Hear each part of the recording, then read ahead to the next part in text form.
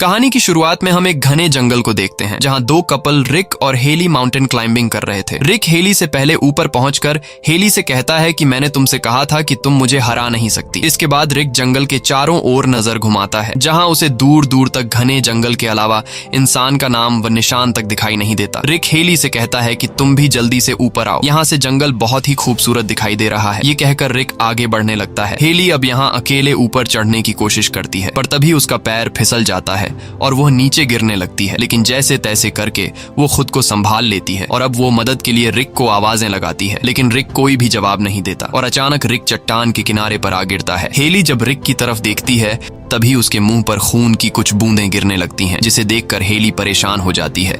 अब वो इस हालात को समझने की कोशिश कर ही रही होती है कि तभी कोई रिक को उठाकर नीचे फेंक देता है और यह देखकर हेली के गले में सांसें अटक जाती हैं। अब हेली जैसे तैसे करके खुद को छुड़ाकर नीचे उतरने की कोशिश करती है पर तभी रस्सी से हेली को कोई ऊपर खींचने लगता है। डर के मारे हेली खुद को बचाने के लिए रस्सी काट देती है जिससे वो सीधा नीचे रिक की बॉडी के पास गिर जाती है। रिक को मरा हुआ देखकर हेली जोर जोर से रोने लगती है। अब वो इस हादसे से अच्छी तरह संभल नहीं पाई थी कि तभी वो देखती है कि ऊपर झाड़ियों से कोई तेजी से उसकी तरफ आ रहा है, जिसे देखकर हेली अपनी जान बचाने के लिए तेजी से अपनी कार की तरफ दौड़ती है, लेकिन भागते भागते उसका पांव एक कांटेदार तार में फंस जाता है जिससे वह नीचे गिर जाती है और तभी हम देखते हैं कि कोई हेली को घसीट कर ले जाता है। अब यहाँ हमें यह पता चलता है कि वेस्ट वर्जीनिया के इस एरिया में बहुत से लोग गायब हो रहे हैं और लोगों का मानना है कि इस जंगल में काफी अजीब से दिखने वाले लोग रहते हैं जो इंसानी मांस खाते हैं और जो कोई भी इस जंगल में आता है वो अजीब से दिखने वाले लोग उसे मार देते हैं। अब अगले सीन में हम सड़क पर एक कार को देखते हैं जिसमें क्रिस नाम का एक आदमी बैठा होता है। क्रिस आज इंटरव्यू के लिए जा रहा था,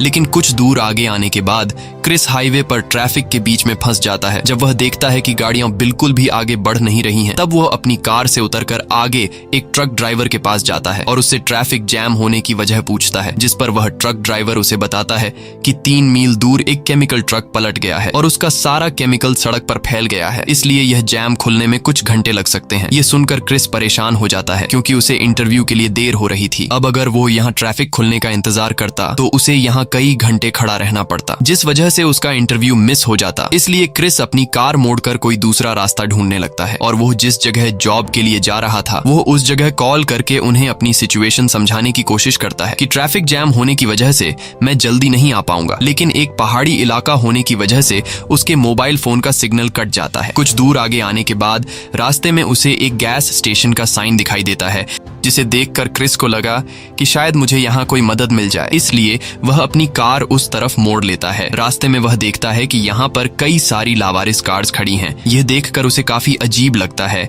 लेकिन फिर वह इस बारे में ज्यादा न सोचते हुए उस गैस स्टेशन पर पहुंच जाता है जहां उसे एक बूढ़ा आदमी दिखता है। वो बूढ़ा आदमी काफी बुरी हालत में था। क्रिस उस बूढ़े आदमी से फोन के बारे में पूछता है तो वो बूढ़ा आदमी इशारा करके फोन बता देता है, जिसके बाद क्रिस जल्दी से फोन के पास आकर कंपनी को कॉल करने की कोशिश करता है पर तभी क्रिस को पता चलता है कि फोन खराब है। यह देखकर क्रिस और भी ज्यादा परेशान हो जाता है और तभी उसकी नजर वहां लगे एक मैप पर पड़ती है जहां उसे शहर जाने के लिए एक कच्चा रास्ता दिखाई देता है जो आगे जाकर हाईवे से मिलती थी, जिसके बाद क्रिस अपनी कार में बैठकर उस सड़क पर निकल पड़ता है। अब कुछ देर चलने के बाद उसके सामने 2 रास्ते आते हैं। क्रिस को कुछ समझ नहीं आ रहा होता कि मुझे कौन सा रास्ता चुनना चाहिए, इसलिए वह कुछ देर तक सोचता है और फिर वह जंगल के बीच में से गुजरने वाले रास्ते को चुनता है क्योंकि उसे लगा कि यह रास्ता शॉर्टकट है जिससे वह जल्द ही शहर पहुंच जाएगा। लेकिन उसे पता नहीं था कि वह इस रास्ते को चुनकर अपनी लाइफ की सबसे बड़ी गलती करने जा रहा है। आगे जाते ही उसे रास्ते पर एक मरा हुआ हिरण दिखाई देता है, जिसे देखने के चक्कर में उसका रोड पर से ध्यान हट जाता है और सामने एक कार से उसका एक्सीडेंट हो जाता है। लकीली इस एक्सीडेंट में क्रिस को ज्यादा चोट नहीं आती और जिस कार से क्रिस टकराया था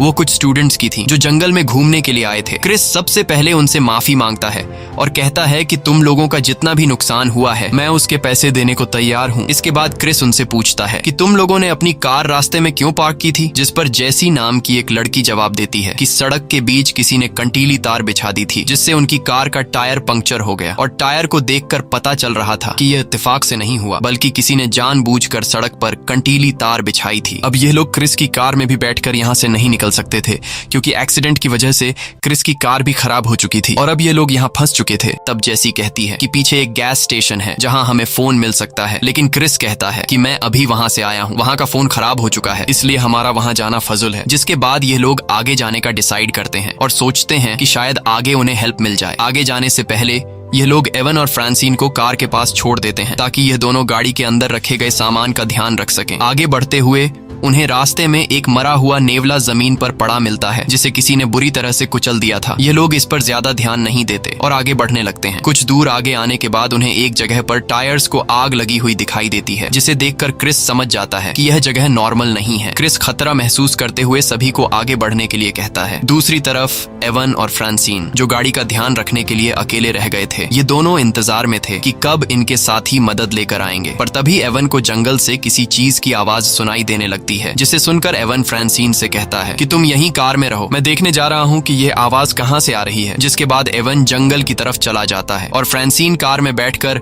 एवन का इंतजार करने लगती है, लेकिन इंतजार करते करते काफी देर हो जाती है और एवन वापस लौटकर नहीं आता। इसलिए फ्रांसिन एवन को ढूंढने जंगल में चली जाती है। आगे बढ़ते हुए उसे एवन का जूता मिलता है। ये देखकर फ्रांसिन को कुछ समझ नहीं आता कि एवन ने अपना एक जूता यहाँ क्यों छोड़ा है और कुछ दूर आगे जाने के बाद उसे जमीन पर एक कटा हुआ इंसान का कान दिखता है और उस कान में रिंग्स देखकर फ्रांसिन समझ जाती है कि यह एवन का कान है। ये देखकर फ्रांसिन बहुत ज्यादा घबरा जाती है और वो समझ जाती है कि यह जगह खतरे से खाली नहीं है। अब इससे पहले कि फ्रांसिन वहां से भाग पाती तभी पीछे से एक आदमी उसे पकड़कर मार डालता है। दूसरी तरफ वो लोग आगे बढ़ते हुए सड़क के एंड तक पहुंच जाते हैं जहां से आगे कोई रास्ता नहीं था, इसलिए वो लोग जंगल के अंदर जाने लगते हैं। कुछ दूर आगे आने के बाद उन्हें सामने एक घर दिखाई देता है जिसे देखकर ये लोग काफी खुश हो जाते हैं क्योंकि उन्हें लग रहा था कि शायद यहाँ हमें हेल्प मिल जाए। अब ये लोग जब इस घर के करीब पहुंचते हैं तो वहाँ उन्हें आसपास बहुत सारी कार्स दिखाई देती हैं जिसे देखकर उन्हें काफी अजीब लगता है। अब यहाँ क्रिस इस घर का दरवाजा नॉक करता है लेकिन अंदर से कोई जवाब नहीं आता, इसलिए अब ये लोग खुद ही अंदर चले जाते हैं। अंदर जाकर ये लोग देखते हैं कि यह घर बहुत ही बुरी हालत में है। इसे देखकर ऐसा लग रहा था कि इस घर की कई महीनों से सफाई नहीं हुई है। खाने का टेबल बहुत ही गंदी हालत में था। अब यहाँ ये लोग फोन या रेडियो ढूंढने के लिए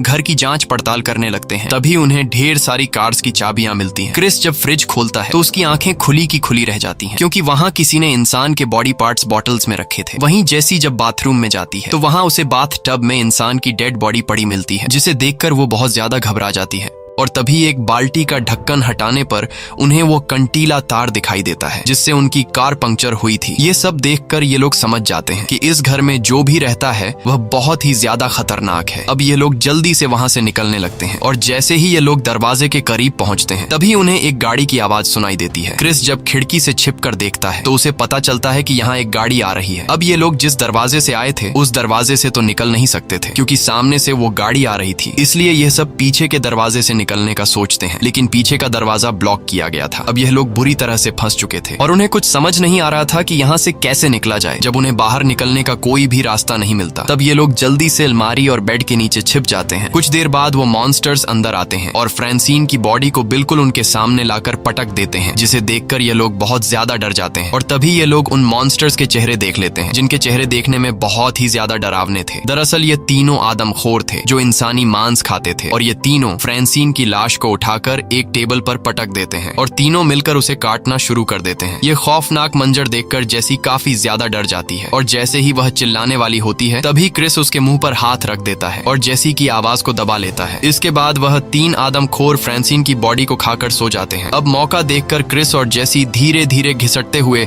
बेड के नीचे से निकलते हैं और इन दोनों को देखकर कार्ली और नताशा भी अलमारी के पीछे से बाहर आ जाते हैं और यह चारों दबे पांव वहां से निकलने लगते हैं। अब तीन लोग तो बाहर निकलने में कामयाब हो जाते हैं, लेकिन आखिर में जैसे ही क्रिस निकलने वाला होता है तभी उसकी हलचल से एक आदमखोर की आंख खुल जाती है और वह क्रिस को देख लेता है। अब क्रिस जब समझ जाता है कि आदमखोर ने मुझे देख लिया है तब वह तेजी से वहां से भागने लगता है। ये चारों दौड़ते हुए जंगल की तरफ जाने लगते हैं, लेकिन अब वह आदमखोर भी गाड़ी में बैठकर उनका पीछा करने लगते हैं। यह लोग भागते भागते एक ऐसी जगह पहुंचते हैं जहां बहुत सारी लावारिस गाड़ियां खड़ी थी। अब यहाँ क्रिस गाड़ी में बैठकर यहाँ से निकलने का सोचता है और जब वह हर एक गाड़ी को स्टार्ट करने की कोशिश करता है तो वहां मौजूद सभी गाड़ियां खराब थी। अब ये लोग सोच ही रहे होते हैं कि यहाँ से कैसे निकला जाए कि तभी वहाँ आदमखोर अपनी गाड़ी में पहुंच जाते हैं, जिसे देखकर यह लोग गाड़ियों के पीछे छिप जाते हैं। लेकिन उन आदमखोरों को पहले से पता था कि वह लोग गाड़ियों के पीछे छिपे हैं, इसलिए यह 3 आदमखोर उनकी तरफ बढ़ने लगते हैं। अब यहाँ क्रिस के दिमाग में एक आइडिया आता है। वह अपने साथियों से कहता है कि मैं यहाँ से भागकर उनका ध्यान भटकाऊंगा और जब वह लोग मेरे पीछे लग जाएं, तब तुम लोग उनकी गाड़ी चुरा लेना। अब प्लान के मुताबिक क्रिस चिल्लाते हुए उनका ध्यान अपनी तरफ करता है और सीधा जंगल की तरफ भागने लगता है। लेकिन तभी एक आदमखोर सीधा उसके पैर पर शूट कर देता है, जिससे क्रिस नीचे गिर जाता है। अब वह आदमखोर क्रिस को मारने के लिए आगे बढ़ते हैं। तब कार्ली क्रिस की जान बचाने के लिए दूसरी तरफ भागने लगता है, जिससे आदमखोर उसे देख लेते हैं और अब आदमखोर कार्ली के पीछे लग जाते हैं। मौके का फायदा उठाते हुए जेसी और नटाशा जल्दी से क्रिस को उठाकर उन आदमखोरों की गाड़ी के पास ले आते हैं। अब वह तीनों जल्दी से गाड़ी में बैठकर वहां से निकलने लगते हैं और जंगल में अपने साथी को ढूंढने लगते हैं। कुछ दूर आगे जाने के बाद उन्हें कार्ली दिखाई देता है, जिसके लिए यह लोग अपनी गाड़ी रोक लेते हैं और कार्ली को चिल्लाकर जल्दी से गाड़ी में बैठने को कहते हैं। कार्ली भी दौड़ते हुए उनकी तरफ आने लगता है, लेकिन तभी पीछे से एक तीर आकर कार्ली के सीने के आर पार चला जाता है। अपने साथी को मरता हुआ देखकर यह लोग बहुत ज्यादा मायूस हो जाते हैं और तभी वह आदमखोर क्रिस पर भी तीर बरसाने लगते हैं। अब अपनी जान बचाने के लिए यह लोग जल्दी से वहां से निकल जाते हैं। कुछ दूर आने के बाद यह लोग देखते हैं कि उन आदमखोरों ने रास्ते में एक बड़ा पेड़ रखकर रास्ता ब्लॉक कर दिया है, इसलिए अब यह लोग पैदल ही जंगल में आगे बढ़ने लगते हैं। कई घंटों से पैदल सफर करने के बाद यह लोग थक जाते हैं, जिस वजह से यह लोग एक जगह बैठकर आराम करने लगते हैं। अब रात भी होने वाली थी और उन्हें कुछ समझ नहीं आ रहा था कि रात कहाँ बिताई जाए, क्योंकि अगर वह यहीं जंगल में सोते तो वह आदमखोर उन्हें ढूंढकर मार देते। इसलिए यह लोग फिर से एक सेफ जगह की तलाश में निकल पड़ते हैं और तभी नताशा को लकड़ी का बना हुआ एक टावर दिखाई देता है। टावर को देखकर उन्हें रात बिताने के लिए एक सेफ जगह मिल जाती है। इसके बाद यह लोग उस पर चढ़ जाते हैं। ऊपर टावर से जब वह देखते हैं तो उन्हें चारों तरफ दूर दूर तक जंगल दिखाई देता है। टावर की जांच पड़ताल करने पर इन्हें एक फ्रस्ट्रेटेड किट मिल जाती है, जिससे नताशा क्रिस के पैर में पट्टी कर देती है। वहीं उन्हें एक रेडियो भी मिलता है, जिससे ऑन करके यह लोग बाहर की दुनिया से कांटेक्ट करने की कोशिश करते हैं, पर उन्हें कोई भी जवाब नहीं मिलता। इस बीच क्रिस देखता है कि वह 3 आदमखोर उन्हें ढूंढते हुए टावर के पास पहुंच गए हैं। उन्हें देखकर यह लोग चुपचाप बैठ जाते हैं और उनके जाने का इंतजार करते हैं, पर तभी कोई रेडियो पर उन्हें जवाब देता है, जिसकी आवाज नीचे मौजूद 3 आदमखोर सुन लेते हैं और वह समझ जाते हैं कि यह लोग ऊपर टावर में छिपे हैं। जिसके बाद आदमखोर ऊपर टावर पर चढ़ने लगते हैं। अब अपनी जान बचाने के लिए क्रिस टावर में अंदर आने का रास्ता ब्लॉक कर देता है। अब कुछ देर तक शांति हो जाती है और उन्हें लगने लगता है कि शायद आदमखोर यहाँ से चले गए, पर तभी इनके टावर में धुआं होने लगता है, जिससे उन्हें पता चलता है कि उन आदमखोरों ने टावर को आग लगा दी है। अब यह लोग बुरी तरह से फंस चुके थे और उन्हें अपनी मौत दिखाई देने लगती है। क्रिस कहता है कि अगर हम यहाँ रहे तो आग में जलकर मारे जाएंगे, इसलिए क्यों न सामने के पेड़ पर कूदकर अपनी जान बचाने की कोशिश की जाए। अब यहाँ क्रिस सबसे पहले टावर से सामने के पेड़ पर कूद जाता है और पेड़ की एक टहनी को पकड़कर नीचे गिरने से खुद को बचाता है। जिसके बाद वह 2 लड़कियां भी टावर से पेड़ पर कूद जाती हैं, लेकिन कूदते समय नीचे 3 आदमखोर उन्हें देख लेते हैं और उनमें से एक उन्हें मारने पेड़ पर चढ़ने लगता है। उधर ये लोग टहनियों के सहारे धीरे धीरे आगे बढ़ते हैं, लेकिन नताशा सबसे पीछे होती है और तभी पीछे से एक आदमखोर आकर नताशा को बड़ी बेरहमी से मार डालता है। अब क्रिस जेसी को लेकर आगे बढ़ता है, लेकिन वह आदमखोर भी उनका पीछा करने लगता है। अब यहाँ क्रिस के दिमाग में एक आइडिया आता है। क्रिस समझदारी से काम लेते हुए एक टहनी को खींचकर पकड़ लेता है और जेसी उस आदमखोर को फंसाकर वहां तक ले आती है। जैसे ही वह आदमखोर उनके नजदीक आता है, तब क्रिस टहनी छोड़ देता है, जिससे वह आदमखोर नीचे गिर जाता है। अपने साथी को जख्मी हालत में देखकर नीचे मौजूद 2 आदमखोर काफी ज्यादा गुस्सा हो जाते हैं। इधर यह दोनों चुपके से पेड़ की टहनियों से गुजरते हुए एक झरने के पास पहुंच जाते हैं और रात वहीं पर बिताते हैं। सुबह होते ही यह दोनों वहां से निकलने लगते हैं और चलते चलते उन्हें एक सड़क दिखाई देती है। सड़क को देखकर ये दोनों बहुत ज्यादा खुश हो जाते हैं, लेकिन उनकी यह खुशी कुछ ही देर की मेहमान थी। तभी पीछे से एक आदमखोर आकर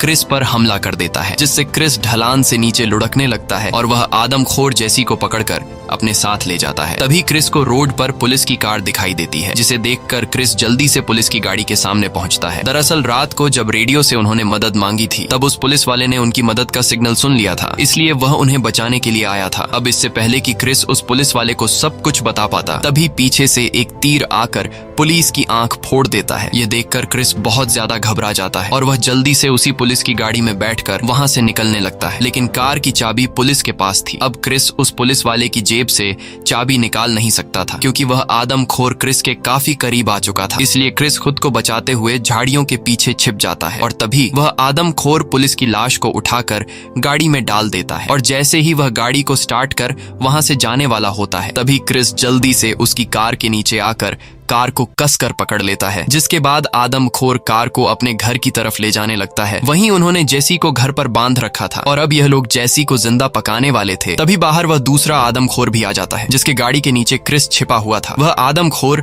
उस मरे हुए पुलिस की बॉडी को उठाकर घर के अंदर ले जाता है और ये लोग उस पुलिस की बॉडी को काटकर उसके टुकड़े बना लेते हैं। इसके बाद एक आदमखोर चाकू उठाकर जेसी को मारने के लिए आता है, पर तभी क्रिस उनके दरवाजे पर आग लगा देता है और जैसे ही वह आदमखोर दरवाजे की तरफ जाता है तब क्रिस फुल स्पीड से कार घर के अंदर घुसाकर उस आदमखोर को कुचल देता है। इसके बाद क्रिस दूसरे आदमखोर पर हमला करके उसे भी बुरी तरह घायल कर देता है और जल्दी से जेसी को आजाद करने लगता है। लेकिन तभी पीछे से एक आदमखोर आकर क्रिस को उठाकर पटक देता है और एक कुल्हाड़ी से क्रिस पर जानलेवा हमला करने लगता है। और जैसे ही वह आदमखोर क्रिस को मारने वाला होता है तभी जेसी हिम्मत जुटाकर एक तीर सीधे उस आदमखोर के सिर के पीछे मारती है, जिससे वह आदमखोर नीचे गिर जाता है। अब ये दोनों जैसे ही घर से बाहर निकलने वाले होते हैं तभी एक दूसरा आदमखोर क्रिस पर हमला कर देता है। लेकिन अब जेसी भी क्रिस के साथ मिलकर उस आदमखोर से लड़ने लगती है, इसलिए वह आदमखोर उनके सामने कमजोर पड़ जाता है। और तभी जेसी जल्दी से एक कुल्हाड़ी उठाकर उस आदमखोर के सीने पर वार करके